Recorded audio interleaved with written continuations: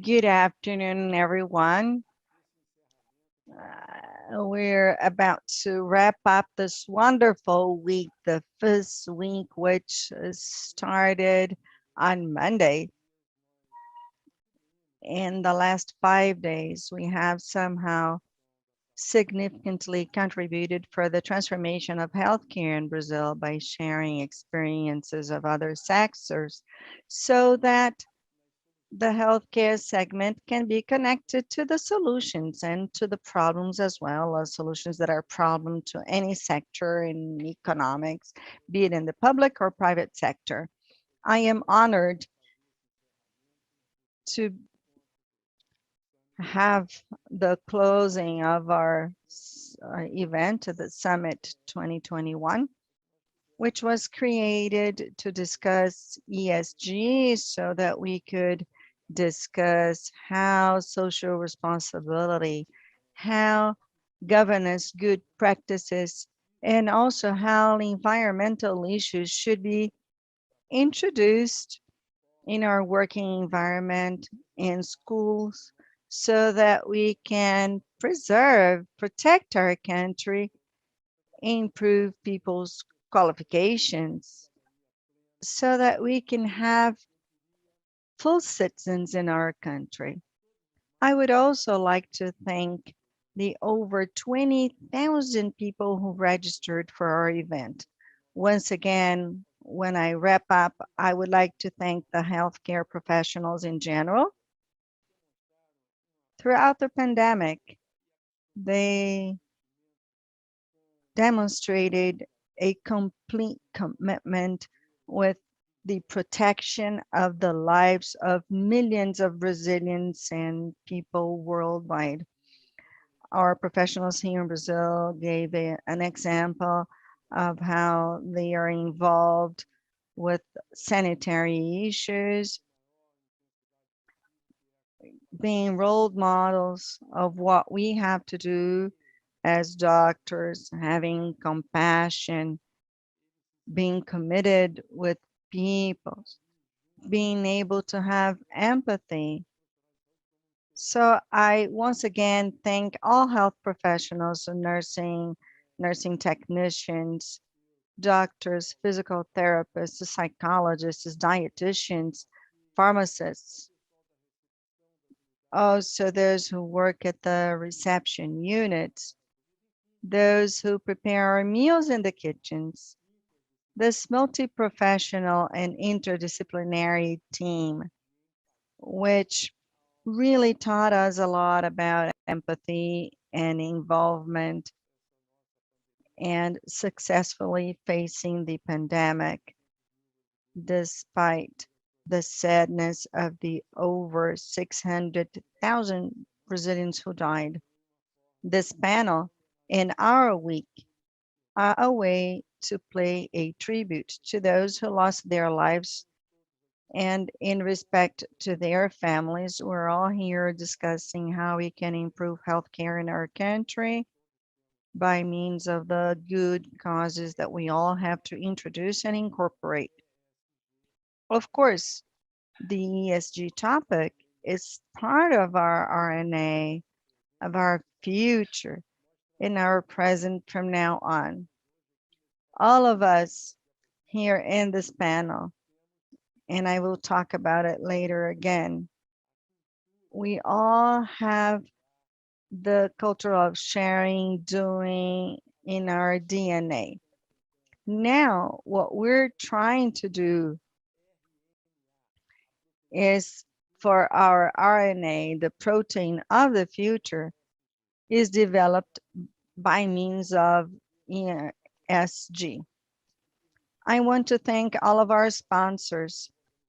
They have, we have the Fórum Inovação Saúde, a non-for-profit organization with over 230 speakers and debaters in the last 5 days. Your presence was very important, and your belief also that our event could be a transforming one. So as I close this event, I would like to thank the FIS team. They were brilliant in offering the best in technology so that we can all have such a high quality event. I thank you all very much. I now would like to introduce these two magnificent women with such different background, but they both have the purpose of building a better society. I thank Neca Setubal, our wonderful professor who studies education in Brazil, and she has dedicated a large part of her life and her time to better understanding public policies, educational processes, and delivering whenever possible, not only from a theoretical point of view, but from a practical point of view. And during the pandemic, she developed wonderful solutions, leading a process in São Paulo that had an impact in the whole country. She obtained resources, established partnerships to enable the support to the more vulnerable population who lives in the outskirts of our cities and societies. And we also have Mrs. Cosentino, an extraordinary woman who started her professional life at 16 years of age. She started working and worked in the area of electronics, and then she studied electrical engineering and was dedicated in the very first steps of something. And she is now president of Microsoft Brazil. She's very powerful. Tania Cosentino started working in the company of the man who transformed the world. Bill Gates, in 1985, launched the Windows platform. Microsoft simply changed the whole world. We were all used to OS and this and that brilliant man developed something that connected the whole world in real time for the good and for the bad. We're all connected because Bill Gates in 1985 did what he did. And so we have Tania Cosentino to wrap up this event. Neca and Tania, thank you for being here with us. I am very grateful for your availability. I know that you're busy women and you've been very generous to accept our invitation to be here, sharing your knowledge, your life experiences with all of those who are here with us today. Good afternoon. And to kick off our discussion, I'd like to introduce Professor Neca Setubal. Good afternoon. Good afternoon, Josier. It is an honor to be here, and I'd like to thank you as the president of the Innovation Forum on Healthcare. We also have Tania with us. I admire her. Microsoft as well. It is an absolute honor to be in a healthcare panel where we are able to talk about education. I'm really happy to think that sharing education in different sectors is very important. I agree with Josier. I would like to pay my tribute to all of the healthcare professionals who have been so brave and competent, striving for our lives. I also wanted to say that I could not start to talk to you here without talking about the dramatic experiences and the learning opportunities that the pandemic brought to us right now. So this forum is discussing ESG, as Josier well mentioned, and that is very essential for the world and Brazil, more specifically, a country where we deal with social and environmental issues and governance issues, all of them essential. And therefore, being able to contribute for this discussion, bringing in an insight on education is a great idea. We have to conceive education or to see education according to the context we're at. I'd like to start by mentioning some things that we went through during the pandemic. These are all things that we had before, but they became more visible and were accelerated with the pandemic. The first one, of course, is healthcare. We came to understand how important it is to have a public healthcare system that can connect the federal, state, and local governments. The importance of the state in the society and healthcare as well. We've seen how important it is and how important it is to have a holistic approach to healthcare. The pandemic also emphasized the importance of mental health. Obvious issues that we had already been discussed, and data on the suicide of young people were being discussed, but this became stronger during the pandemic. It's important that healthcare as a whole and mental health are incorporated by companies, third sector organizations, government associations, because that is essential for individuals to be able to participate in our society. And the second aspect the pandemic brings about is the social aspect. We're talking about ESG.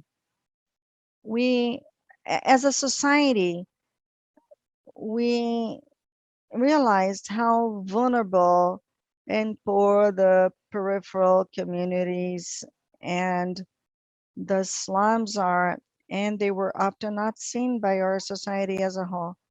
Being able to see this reality, and we're still considering dramatic issues such as hunger. These are all important steps for us to join all of our capabilities to face this. In addition to the vulnerability of these communities, we also had some important leaders coming from the peripheral neighborhoods, the slums, Black leaders that showed us that it's possible to have a society, including these communities. A third aspect that has to do with Tania, but I must mention as well the issue of technology. It had a direct impact on all of us, in education especially. Today, we're talking about access to the internet, about teaching that can be more plural with easier access to the internet. But whenever we talk about Brazil, we cannot discuss hybrid teaching without thinking about access to the internet. Most of the schools have low band or narrow band internet. Most of our population access the internet using their smartphone. They do not have possibility to download classes, videos, and therefore thinking about technology is essential for education, but we must have a first step, access to broadband internet, a more powerful internet that can deal with education in the outskirts. Another aspect of the pandemic, and all of this for us to think about education within this context, is democracy. We're going through a moment where we question democracy, and there are issues denying important Brazilian institutions, different groups that are developing a policy that ends up denying the importance of democracy. And then we think that we realize actually that education has a role to play to show our young people, to help them understand what democracy is like, how they can work in this environment so that we are all strengthened. And during the pandemic, um, we're also became very visible during the pandemic is science and environment. These two things became very visible during the pandemic. Science was very much questioned during the pandemic, at the same time provided amazing responses such as the vaccine and many lots of data showing that the most effective way for us to overcome the pandemic is through vaccination. So the importance today of education that can value science, value universities, where they operate together with many different institutes and scientific institutes in this pursuit for the vaccine and other the resources that are helping in the studies for us to understand the pandemic. So to value science is very important, and along with that, all issues related to the environment or the importance of us look into science and the environment. And now we have COP26. This is a crucial time for the planet, not just for Brazil. And science is bringing us lots of inputs for us to be able to find ways to mitigate climate change in the planet. And Brazil has a lot to contribute for that, so long as we know how to look and value science and education, and to bring this here is a contribution to the world as a whole. So within that backdrop, what can we do?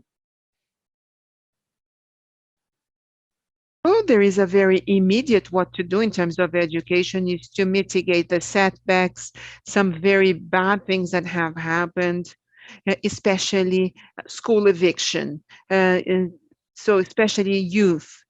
So this is very drastic. We need to bring the youth back to school. Many of them have abandoned school.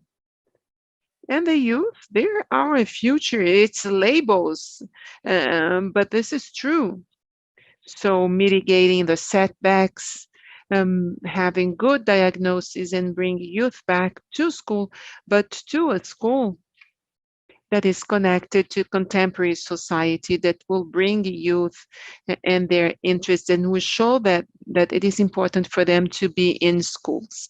So talking about what is good, well, for those who are interested, there is a document called Education Now, led by Everyone for Education, showing the most important aspects to think of an education policy for Brazil today. I'm not going to go into that because there are too many details.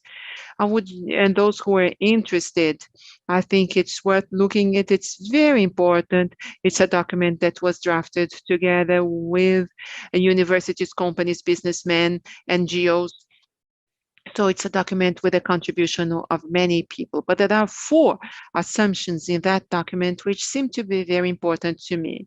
Number 1 is that quality for only a few is not quality. This is fundamental for us to think today. Number 2, another assumption is there is no simple solution for complex problems, and education is complex.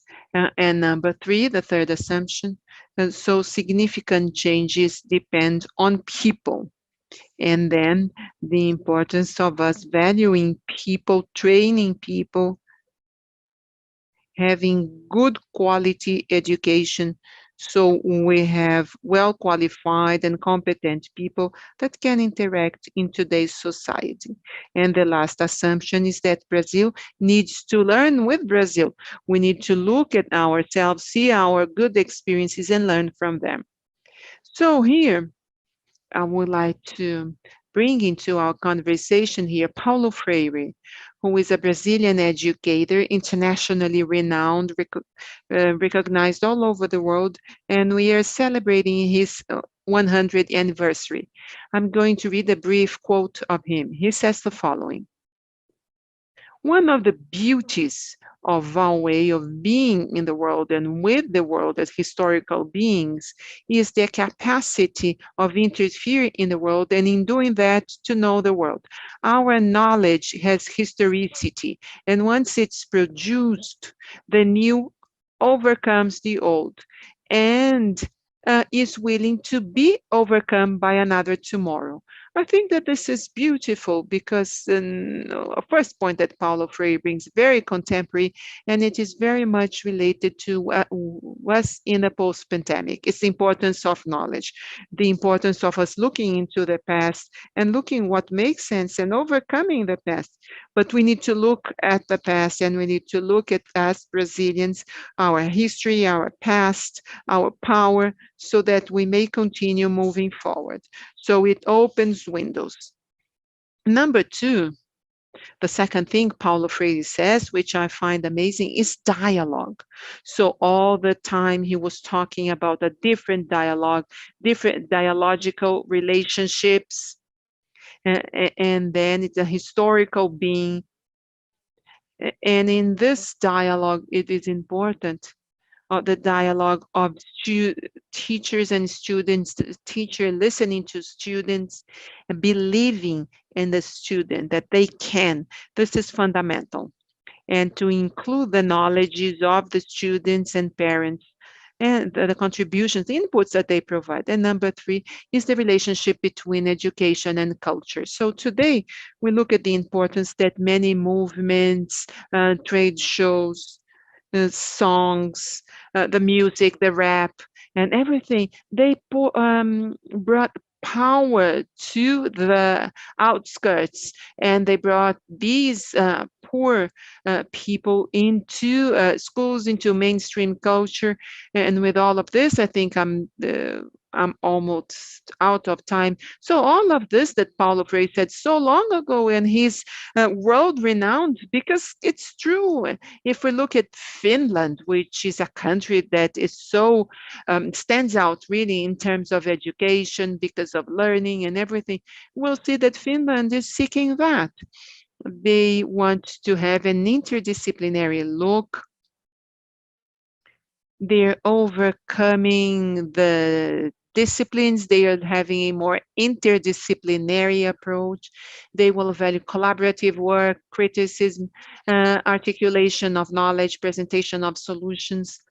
So these are projects that are related to reality, projects that are related to contemporary world. So I think, and my message here today is that education, as Josier said right from the beginning, it starts in pre-education and goes all the way to university, and every phase is important. Every phase needs to be valued. The teachers need to be valued. Teacher training is essential. So people are the agents of change in the world, and we need to put this look for the development, always on education, human development. So education needs to respond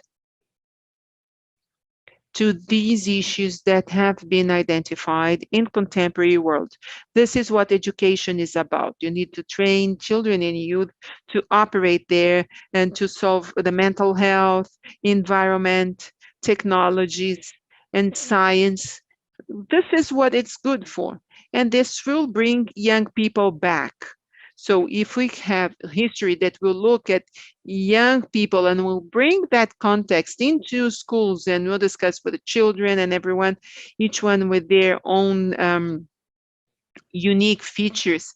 Everything that is affecting us and the world as a whole will undoubtedly be able to build a country that is a very happy Brazil, that brings everyone together. We are not Europe, we are not the United States, we have huge potential, and this is our power, is our diversity, our capacity of working with what we are. And I think education can bring that and must bring that to us to transform the world today. That's it. Thank you very much. And then we can talk a little bit more.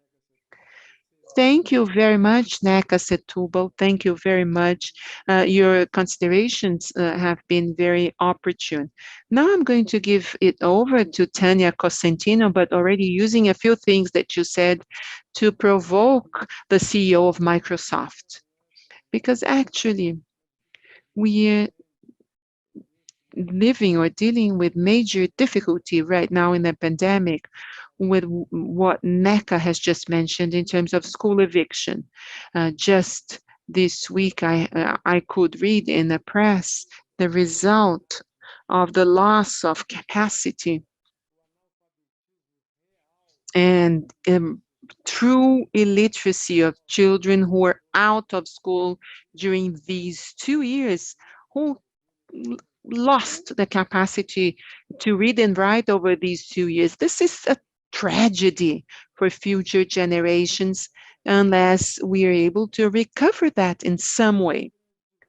And so this might be a major challenge and a great opportunity that Microsoft and other companies too may also be offering us. So we have a problem. Most of our teachers, not teachers in cities like São Paulo or Rio in big cities, but I'm talking about teachers in small towns. And Brazil is a huge country with 5,600 uh, municipalities where teachers are still analogic. They have had analogic training. They do not have digital skills. They do not have the competencies, the skills in terms of knowledge, is the behavior, digital behavior and attitude. So bringing children back with the old school, Tanya, uh, I graduated 42 years ago. If I had been frozen 42 years ago in the same classroom where I went to school, in the School of Medicine, and you had thawed me, now I would see the same classroom, the same blackboard. Well, it's no longer black. And then one teacher, and then another one. And this does no longer attract young people for this type of environment. So through technology, we tried to build an environment that is more appealing to retain young people, and also the physical environment that will be differentiated, more plural, as Neca Setubal said. So this issue of the discrimination against Black people, LGBT, women, all of this needs to be unbuilt.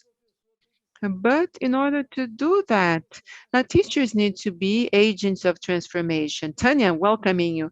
Do you think it would be possible to have some technological help with that in that direction? And thank you very much for being with us. Josier, thank you very much for the invitation. It's an honor to be here for you in the Health Innovation Forum. So sharing this panel with Neca, I'm very happy to talk about innovation health and all the whole week. One of the keytones was ESG. So I have been working with the sustainable development goals in the business. What are the SDGs? SDGs are 17 commitments and that if they are met, they will eliminate poverty, inequality, and reduce the impact of climate change by 2030. And SDG 3 is access to good quality health, and SDG 4 is access to good quality education, and 5, diversity and inclusion. I'm going to mention just 3 of them that are 17 overall, but one thing is clear, that there is no economic development or reduction of inequality and eradication of poverty unless we have access to education and without access to health. The nicest thing is that companies, I understand their role. So when we talk about SDGs, it's a call for the private sector, and Neca mentioned the education challenges. There are some challenges in these days today in modern life. They're really huge, and it's impossible for the public sector only to address it in the time frame that we have to do that. So we need to involve different groups in society. The private enterprise plays its role, academia, NGOs, and this is good, because if we don't go together, we are not going to solve the situation. And when we look at Brazil, and specifically in looking at Brazil, and with residual education and access to good quality health, this takes a competitive advantage, economically speaking. Look at Brazil in the local rank where it is, and we are there. So we rank as number 67. It's important for us to develop talents, to attract them, and also to export talents. But what is really interesting in going back to the ESG is that company understood that they must be part of the solution. I'd like to congratulate you. I think that it's important to be discussing this around ESG. This is an evolution. I've been connected for so many years. I have a career of over 37 years. I have incorporated the social impact, environmental governance, because this is how we can generate impact. When we talk about the challenges of education and the professionals of the future, and when we look at a child nowadays who starts primary education, probably 65% of these children will work in a profession that is inexistent today. So how do I train a professional for the future? How can I deal with an engaging room or an analogic teacher and a digital teacher? This challenge is not limited to education. Technology is creating a major transformation in the labor market as a whole. The pandemic has accelerated the digital transformation. Neca mentioned that technology can help us. Technology may be the villain or the solution. Technology is an enabling transformation factor. It changes the way we consume, how we educate, how we study, how we take care of our health. This is progress in terms of healthcare, but the possibility of generating a vaccine in record times in the beginning of the pandemic, we said that it would take almost 5 years for us to test and approve a vaccine. We did it within a year, globally speaking. 1 year after the beginning of the pandemic, we already had a vaccine available, and this was enabled by the advance of technology and thanks to the capacity to collaborate among different scientific teams worldwide. And this is a benefit for the society as a whole. But then on the other hand, there is a challenge. We must requalify professionals, get the little boy or the little girl who goes into school and prepare them for their professional future. But then on the other hand, I have hundreds of thousands of professionals worldwide who will have their professions transformed by technology. And at the same time that I include some people and I improve their education to prepare them for a better future, I need to requalify the existing professionals, and this is a significant challenge. I cannot work to improve one thing and forget about the other. Otherwise, I'm going to increase poverty and unemployment. When we look at this and we are carrying out a lot of research for the future of labor, we take into account the potential of employment positions generated around technology in the world of technology, because today any company, uh, as simple as it may be, or the small, medium-sized, and large ones, need to incorporate technology so that they can transform the way they produce, they sell, and the way they relate with their clients. And then I have to prepare the professionals that are already in the market.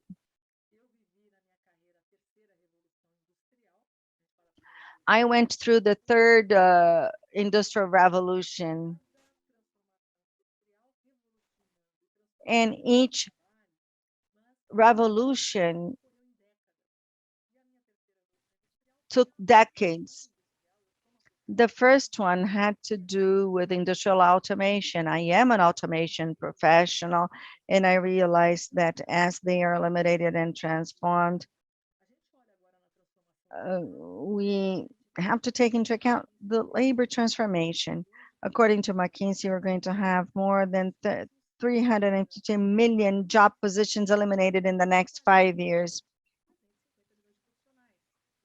I have to requalify millions of professionals, and I create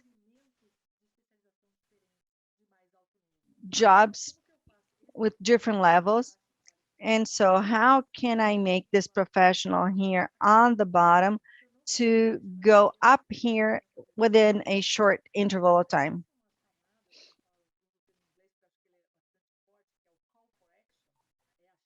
We have the call for action.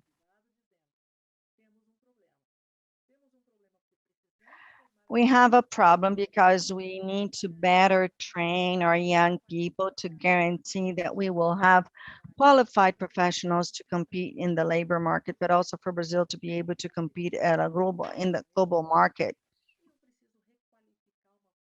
And I need to requalify them within a very short period of time. And that's where the technology companies come in. They're responsible for the transformation, but also they are responsible for professional requalification.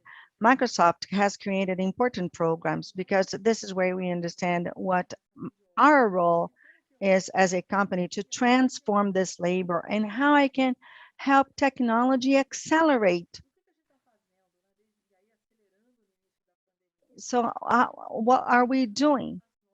We have been improving our tools. You mentioned inclusion.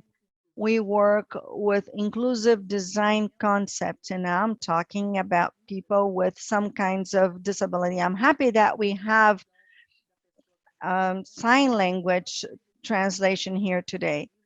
But for an inclusive design, we believe that I will design a product for a few people, and then we work for the inclusion of those with visual deficiencies or dyslexia or hearing impairment, so that these people can accelerate their learning capabilities and also be part of the market. So this is the role of technology. We're creating tools. What is a digital teacher? Well, there's a lot of preparation involved, a lot of bureaucracy, a lot of paperwork that must be done by teachers, and the little time that they could be using to improve their skills, they could be creating engaging activities with the students. So how can technology absorb this preparation, organization, this more bureaucratic activities to enable teachers to create their program and apply them in a way to engage students. We also talk about personalization. Technology enables that. Technology is based on data. And whenever I talk about data, I'm not only talking about e-commerce. And then we have a platform, we have products, but it could also help students learn what they like best, can help students develop their platforms, and help personalize so that we can meet the needs of specific students. So there are so many things already available. The first challenge has been overcome. Technology is right here. It is available. It has benefits, and it also has transformations. And we have NGOs uh, helping us overcome these challenges. We also have a lot of other programs I'd be happy to share with you just to show you that we need action. We also talked about COP26 in Glasgow. We should leave the world of words and move on to actions. Education is something we all know that is very important, but we need to act. Brazil is lagging behind. If Brazil does not adopt the technology that is available, Brazil will not grow economically when compared to other countries, and we will not be able to adopt technology if we do not have qualified personnel. Very good, Tania. Really very good. You gave us an important overview of how technology can help us reduce this gap. Our Neca Setubal mentioned something very important. She talked about the document that was developed, and they say there is no simple solution to complex problems. Actually, it is really like that. Education is a complex issue, especially here in Brazil, a very large and asymmetric country with a lot of inequalities. So I wonder how we could empower schools and teachers so that they can be these agents of transformation that we need so much. Tania talked about the existing technologies for the diagnosis, for earlier diagnosis, actually. I can see the number of autistic children that are diagnosed today. I didn't know about these figures when I was a medical student or when I was a young doctor. I don't know whether we already had this large number of autistic Brazilians. They were underdiagnosed. I will tell you both. I am colorblind, and I only found out I was colorblind when I entered medical school and I went to the physiology class. They gave me a painting to identify the colors, and then I realized that was funny because everybody saw the number 45 and I only saw the number 4. And I went, what is this? I was a little boy in primary school and elementary school and then middle school, and the teachers didn't realize that. I would say, well, they would say, okay, pink, yellow, green. But for me, it was all the same thing. And I was embarrassed to say that I didn't understand what they were saying, or I didn't understand it as it should be understood. So I didn't talk about that. But today we already have technologies that will enable us to detect it early on. And the schools are perhaps this factor of transformation. I was talking to Neca before we opened our event today. I am a fan of Senator Cristóvão Buarque. He supports education very intensively. He wrote regularly to the O Globo newspaper in Brazil on education, and he always supported the federalization of primary school. But it wasn't for the federal government to be the manager of that school, but more in the sense that we had schools with similar standards. In the financial system, we have awards to employees, executives, according to their performance at the end of the year. They have results that are achieved according to their plans in general, and most of the young people working in those operation tables, they run after the results so that they can get the bonuses at the end of the year. And I supported the idea that we should award schools for performance.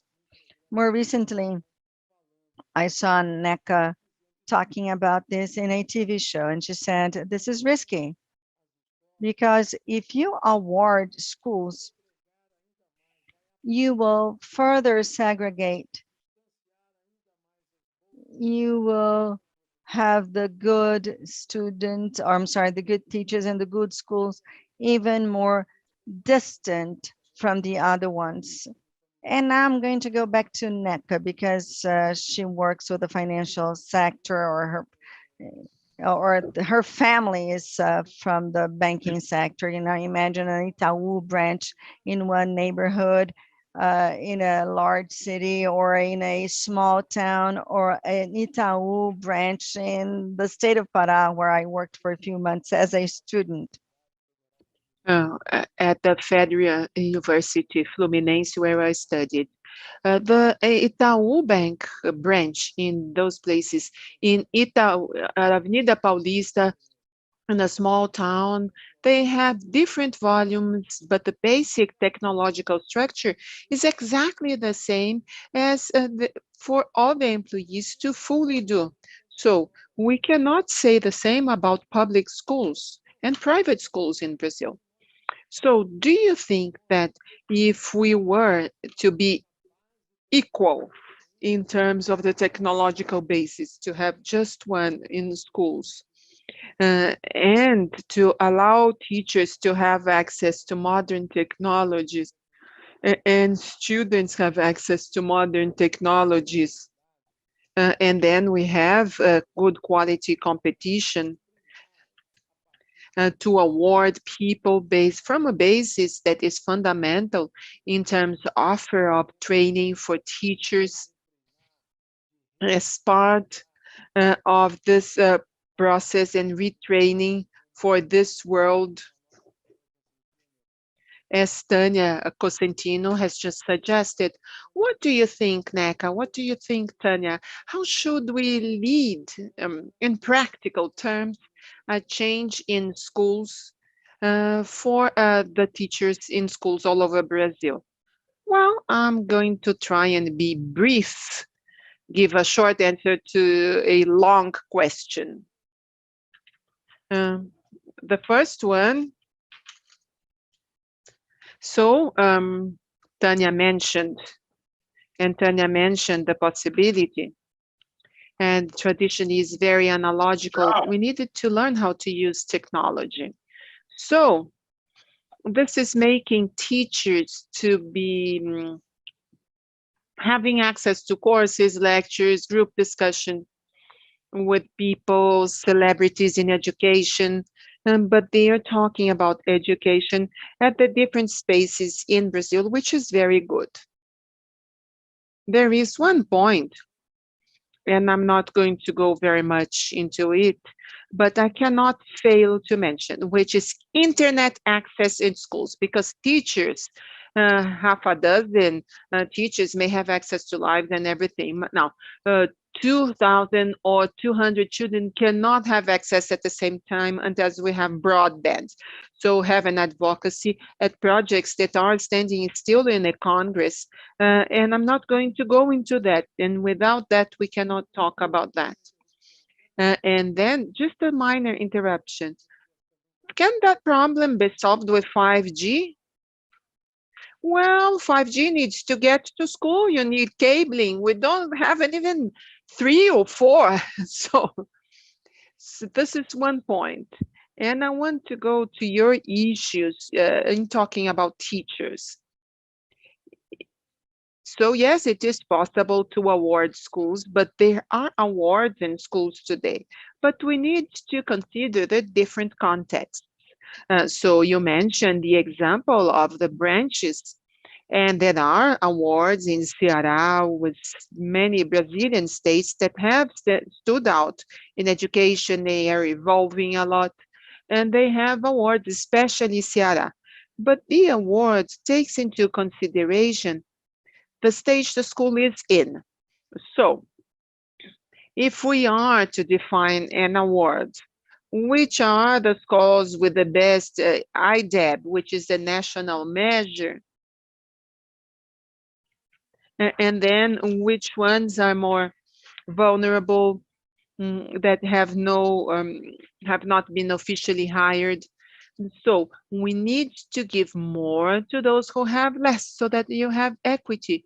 So we need, or should at least, like in Canada, Finland, and many Best teachers go to work with the most vulnerable students. And here it's the opposite. We should invert that. So give more, having sturdier project for the schools with the biggest deficiency rather than punish them. Because if you have the same award, you're going to punish them again, or you're going to fall into a trap, which is the school is going to improve the best student and will leave the worst one at the same place, but increase the average. But the poorer students and those with more difficulty will stay in the same place, which is what's happening today when we have an average. So what I would like to say is that it's good to give awards. I'm not against awards, but the awards needs to have many different hues. And we should understand we are only going to award a school that progressed or improved as compared to its own baseline, which is a discussion in companies and in society as a whole in terms of meritocracy. You cannot compare different baselines. So this is a fundamental issue, and yes, it is possible to have awards that will contemplate this difference. And finally, and in closing, all schools should have basic conditions for learning and in terms of equipment. So are you talking about technological equipment? Yes, if we look at Brazil in terms of reality, more than half of our schools have no libraries, no sports courts. They don't have many things. So it's really amazing. I love technology. It's amazing. I don't want to say that we don't need to have the furthest away teachers in Amazon. They are connected. So we have a lot of possibility and wealth of operating, especially in teacher training. The schools with internet, we still need to have some advocacy so that this is a right, the right to internet, the right that every school should have the basic equipment of sports courts, libraries, and internet. That's something we need to do.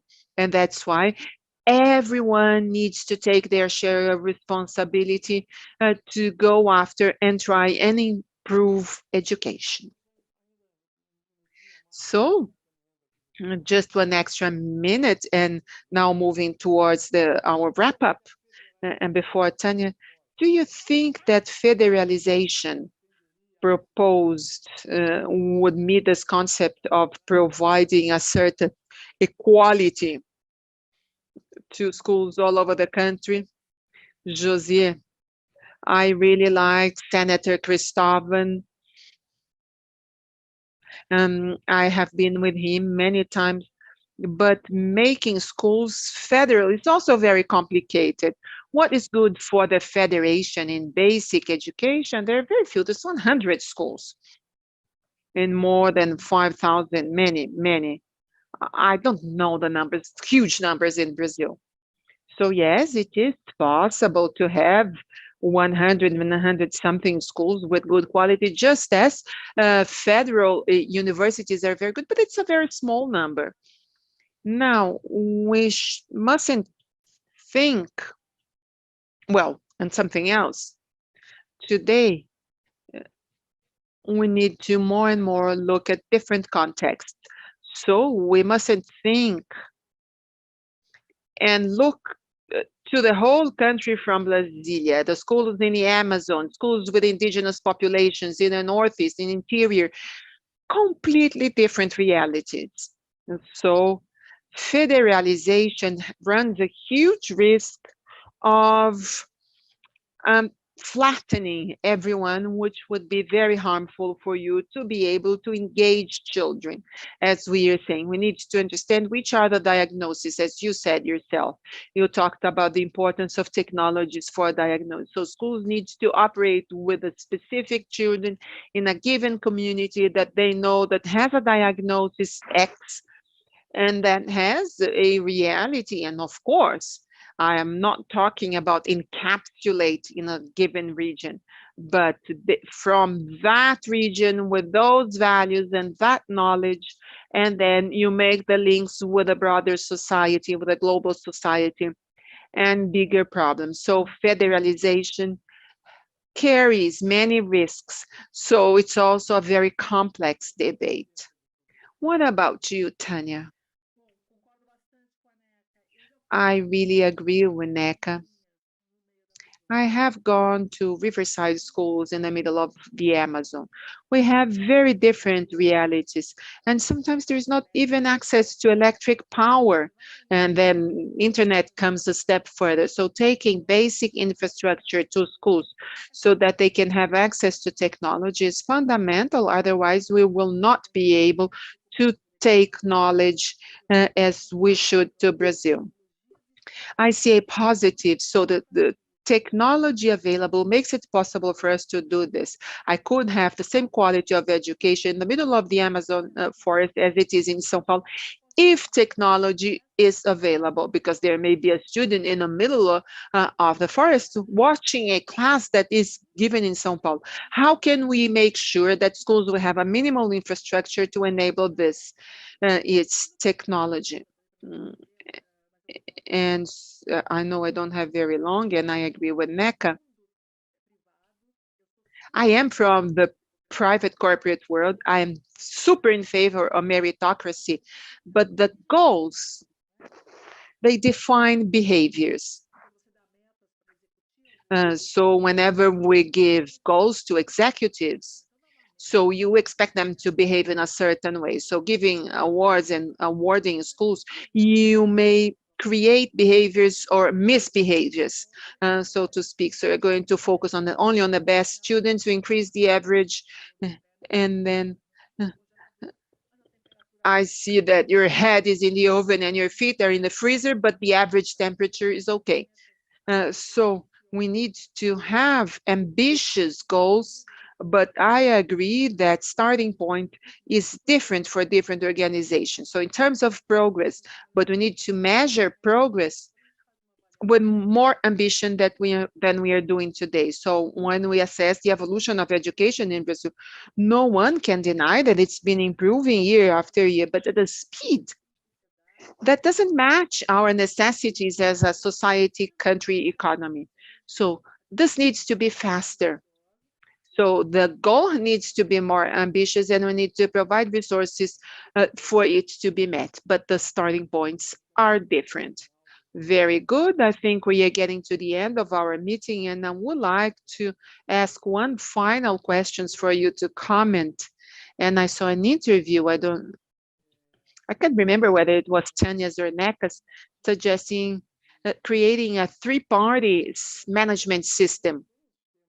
In health, we have a three-party management system, but I believe it should be a three-party system of governance in education, where you could define guidelines, policies, and strategies with the participation of teachers, parents and students associations, governments that take part, each one in their own industry and in the private industry, in order to have a shared governance.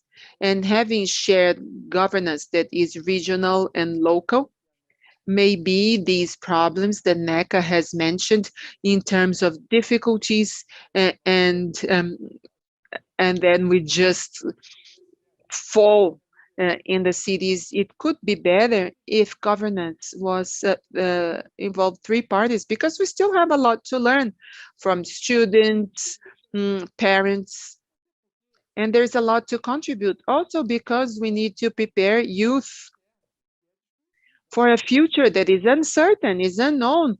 We don't know what will happen in a few years. Tania mentioned this, with 350 million jobs that will disappear.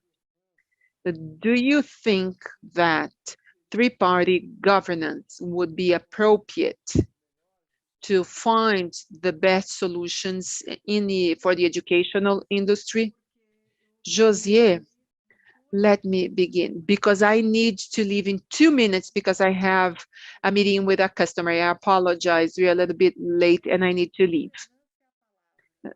Governance is the word. And when we really want to address a few themes, it's important that we have the right governance for us to have the expected results. Number one, And number two, the challenges are too big. And then we need them to be addressed by more people. And then it's useless to deal with the government and the public sector and think that they're going to solve the problem of education. They will solve it at the speed that they're dealing with today, and it's far from meeting our needs. So when there are different groups, and then we are first you're going to bring the reality to that group. And then you can accelerate the transformation. And once again, what we really need is to accelerate transformation. Transformation in education must have a brutal acceleration. And therefore, I agree, whether it's tripartite or even more than that, we do need to have an active participation of the society, the communities, NGOs, public and private sector, if we really want to solve the problems of this country. I apologize, I must go. I have a client waiting for me. It is a pleasure to be here with you and Neca. Thank you very much. You're wonderful. That's all I have to say. See you next time. Now you created a problem. I will want to have you every time. Neca, please, your turn to conclude, actually. Well, I know that we're running late already. I totally agree with Tania. I'm not going to be repetitive. It's tripartite, but more than that, it means including the different sectors of the society, the civil society organizations, and the federal government, which is essential in a country like Brazil. Many of the states totally depend on the government, and it's essential to have educational policies and guidelines. This is something we have not had. States, municipalities, but also, as Tania mentioned, the civil society, different sectors of the civil society, companies, and businessmen. I also want to make an important warning. It is true, as Tania mentioned, the government is slow and therefore bringing in the whole society is essential. But we need to move from conversations and, and go to action. Politicians talk a lot about, well, construction, training of teachers. Everything that Tania mentioned and that I mentioned during my presentation is not as visible, but the society needs to play its role, demand, make some pressure, because we must have quality education in a world which values more and more knowledge. So the 350 million positions that will disappear will be transformed into other opportunities. But in Brazil, we do not have this required schools. This is serious.